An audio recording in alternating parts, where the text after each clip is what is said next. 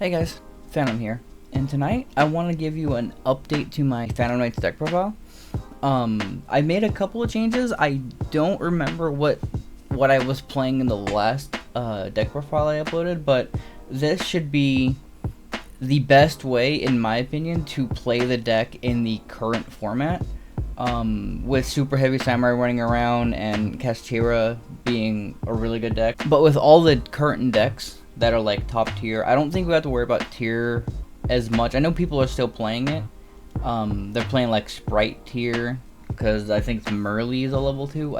Don't quote me on that. I don't play the deck, so I don't know. The deck is currently at 44. We're running 12 hand traps. Trying to make the deck as competitive as I possibly can. I do have a build and a combo that I was working on that is kind of a floodgate combo, I guess you can call it. It's not very good. It's kind of gimmicky. It's not as consistent, but it does play a lot of older cards that you would typically see in a Phantom Knight deck. So if you want to see that video, go ahead and like and comment and tell me, hey, idiot, you should probably do that video, right? But for now, this is what I would consider to be the best competitive version of the deck that you should probably be playing, unless you really want to try to go enter a tournament with a gimmicky build, in which case it does work. It's basically this deck, just taking out most of the hand traps, so you don't have as many interruptions when your opponent's going first, so you can't really stop them. I think that build actually plays 0 hand traps, so if you want to see that, let me know. But to start off, with the Phantom Knights, obviously we're playing 3 Torn Scales. There ain't no way this is changing unless they make a better... No, even if they make a better Torn Scales, like a better card that can replace Torn Scales, you probably won't take out Torn Scales anyway. It's always going to be a 3-of. It does literally everything you want for the deck. Same with Boots. Boots is just a free special from your hand, so I don't see this card getting cut at all. It's just an extender for no reason. We're running 2, sorry for the glare, it's 2 Ancient Cloak, and then we're running 1 Stained Greaves, which I think every Phantom Knight deck should be playing. Here, let me move these down a little bit. Try to get away from the glare. We're running one Stained Greaves. Again, I think every Phantom Knight deck should be playing at least one of this, and 1 Ragged Gloves. Ragged Gloves is just a good thing to send for your Bardiche or your Torn Scales, or if you're playing Foolish Burial, you can Foolish it. It's basically another name, but you just banish it and you send anything you need. So instead of sending like a Fog Blade or a Cloak, you can literally send this, and this is basically those. So you can use gloves to be whatever you need it to be. And to round off the Phantom Knights, we got 3 Fog Blade and 1 Wing. Which I'm not playing Shade Brigading. I personally don't like Shade Brigading myself. It's not a bad card. It's just when you're playing Shade, you're either not searching a Fog Blade or you're not setting a Fog Blade off of Bardiche, and that's just one less interruption for a combo piece. And I don't particularly like that because with the other engine I'm running, you don't need it because you get all the combo pieces that you have all the combo pieces that you need, so you don't need the extra layer of combo pieces, you know? So that's all the Phantom Knights that we're running in here. Put those off to the side right here. The supporting engine we're playing is P.U.N.K, actually. I think every Phantom Knight deck should be running a variation of P.U.N.K. So we're running Foxy, 3 Foxy. We're running 3 Xiamen, and we're running a slew of 1-0s here. We're running 1 Deer Note. I was thinking about bumping this up to 2 because if you open with it, it's kind of a really hard brick unless you open up like another P.U.N.K name. So you would need to open up a way of getting to your other P.U.N.Ks plus this. Like you have to have like at minimum like 3.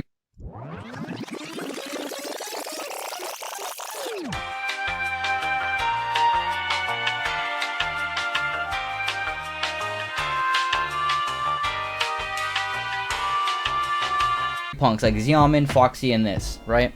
Just to be able to play when you open with this. But if you open just this and like say your Phantom Knights, this is just a really dead card in hand. So I'll think about maybe bumping up to 2, but for now it's at 1. It's working out. It's just the one time I open with it, it kind of does hurt, but you can play around it. It's not really that big a deal. We're running 1 Madam Spider, 1 Shirakusai for the fusion, because we're playing the fusion, and we're playing 1 Wagon. And just as an extra psychic for the Punk engine, even though it's not a Punk by name, we're running the Psychic Wielder as well. The Psychic Wielder is there because you can search it off of the level 8 Punk synchro that you normally use to search your Madam Spider or a second Xiamen if you open with Xiamen.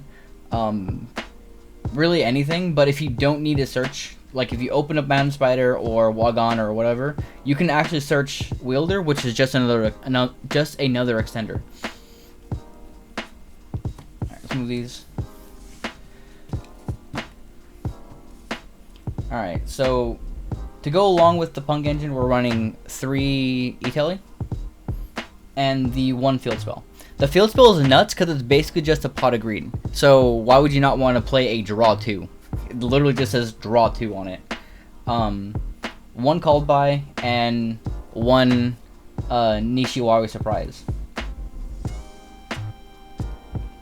This card's really nuts. If you have a Punk name, this can pop any card in the field. I think it's just face up, or is it any card? Yeah, you can target any 1 face-up card and destroy it. But if you don't have a Punk name, you have to target a face-down. But this destroys anything. So this, if you have any Punk name still on the field on your opponent's turn, this can be an interruption. It can just get rid of anything. I've used this to pop... it's not that good, but I've used it to pop Fenrir's and Unicorns and just any of the... anything that I think is a bit of an issue, especially Fenrir. Going into my board, so that's really good. And E-Tele, self-explanatory. You're just using it to summon Xiamen. And for the hand traps, we're running 3 Ash, the 3 Gamma with 1 driver, because you need the driver for it.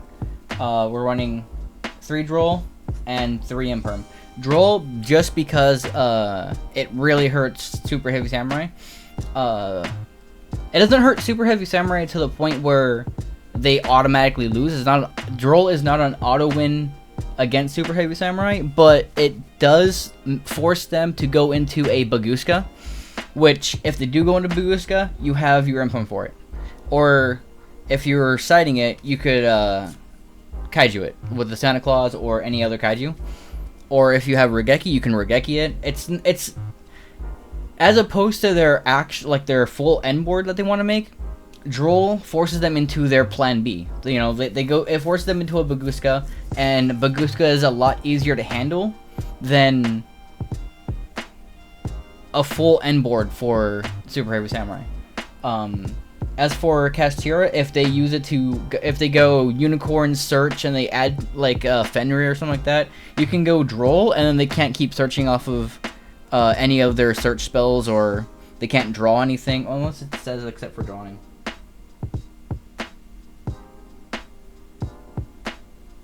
No, you can't even draw. Okay, had to double check. You can't draw with it. It stops any way of adding, except for the draw phase or something like that. Yeah. Droll works against most decks in the current format. Imperm works against most cards in the current format. Ash hits a lot of stuff, and Gamma is mostly just here because it's a E-Tele target that I can use as a bit of an extender. I don't exactly use it to synchro, but I could if I put in the right synchros for it. Like if I played Barone, I could go my normal Punk combo into the Punk synchro, the Gem Dragon, and then I can E-Tele for this to synchro into Barone, and that is one way you can get to Barone in this deck, but I'm not currently playing Barone, so I'm not doing that specific combo. But that is the main deck. The main deck is 44 cards. You don't have to play it 44. You can cut out...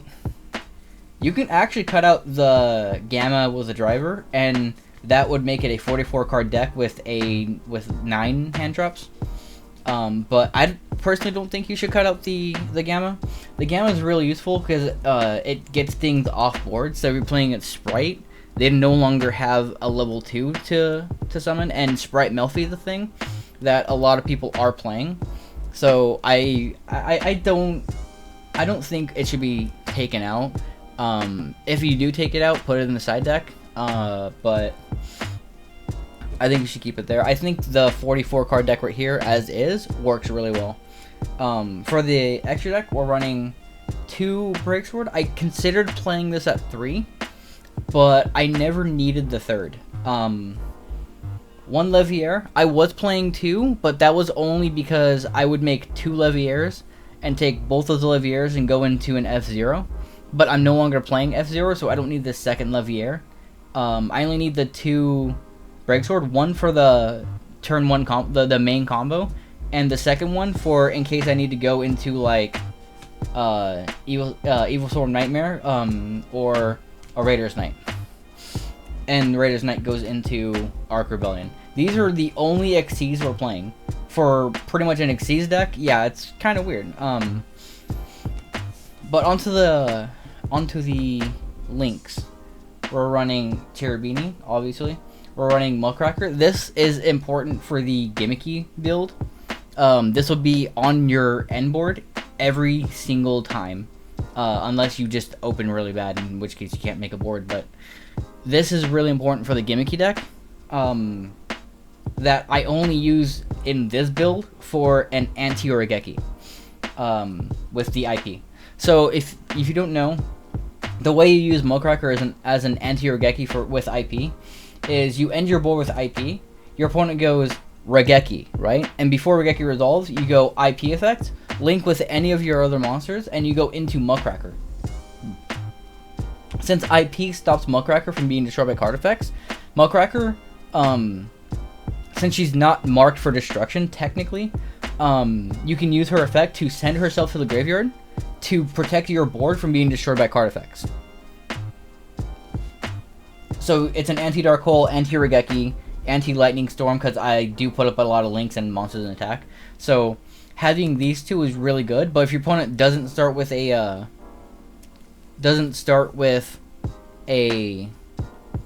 Lightning Storm, Regeki, Dark Hole, whatever, you can just use IP to go right into a Unicorn, which is really good because you can just discard anything in your hand because you're going to have at least 1 or 2 cards in hand by the end of your first turn combo, unless it's all spells and traps that you're just going to set. But I would recommend keeping at least 1 of them, especially if it's like a random Fogblade or a Wing or just something that gets value in grave. I would recommend keeping it in hand so that way you can discard off of this. Spin a card and get the value of that card that you sent to grave. We're also playing the 1 Bardiche. You don't need more than 1. You only really need the 1, but hey, if you find yourself for whatever reason needing more than 1, I guess you can cut not access code. Access code is really important, but you could cut the Goddess. The Underworld Goddess is not really that important to the deck. I don't think I've ever summoned her, mainly because she's a light, not a dark. But yeah, you could take out the Underworld Goddess and play a second Bardiche. But the only reason the Underworld Goddess is in here is for when I go through my Punk line, if I have enough monsters on board, I can essentially just kaiju my opponent. If they have like an unbeatable, like a Towers monster, I can just go Underworld Goddess and link over it, which is really good. The last 2 cards in my extra deck that I'm playing is the Fusion and the Synchro, which I mentioned earlier. I don't think this extra deck should exactly be changed at all. You can change it to fit your your own playstyle. But onto the side deck here, we're running 3 triple talents, which if you can't afford triple talents, then you can play like Allure of Darkness, because I mainly just use it to draw. You could use it to rip cards out of your opponent's hand or take control of your opponent's monsters. You can run Change of Heart or anything that takes your opponent's monsters. If you want to use this for that only, then you can replace this with like a monster steal effect. Lightning Storm. If you can't afford Lightning Storm, I think they're fairly cheap. They're probably like $10 right now. I haven't checked. If you can't afford Lightning Storm, then you can replace it with like Raigeki, which is fairly cheap. It came out a couple of structure decks. You can replace it with Dark Hole. That's also still pretty good. Or really anything that you can even replace it with like a Duster and like 2 Raigeki, because it does both things. It does Duster. It does exactly what Duster does, and Raigeki, just all in one card. It's just, it's more of a Lightning Vortex, because Lightning Vortex hits face up attack, or face up. I think it's face up. But it's kind of restricted in the fact that it's not as good as Raigeki, but it's got a Duster attached to it, so it's really versatile. It's more versatile than having like 3 Raigeki and 1 Duster, because it's just 3 cards. You know, it saves you a little extra room in your side deck, which I really like. We're running 3 Dark Ruler No More, again for the end boards that are like break my board type of end boards. So you just activate this. If you activate this against Super Heavy Samurai, they have like no more responses. They have nothing besides whatever they have in their hand, and typically you can play through what's in their hand, because with the amount of hand traps we're playing, we have Crossout Designator as our like second, third, and fourth crossout. Not crossout. Called by the Grave. Since the reason I want to play as many hand traps as I do is for crossout, because a lot of those hand traps are really popular with like Super Heavy Samurai and everyone else that's playing them. The only hand trap I'm not playing that's also pretty popular is Effect Veiler, but I would prefer to play Imperm over Effect Veiler, because if they set an Imperm and they flip it, you can chain Cross the Designator to negate the Imperm, so that way that column isn't negated, especially if it's something like your E-Telly that they're trying to negate, or a Duster, or Raigeki, a Talents, a Dark Ruler, because Imperm can negate Dark Ruler.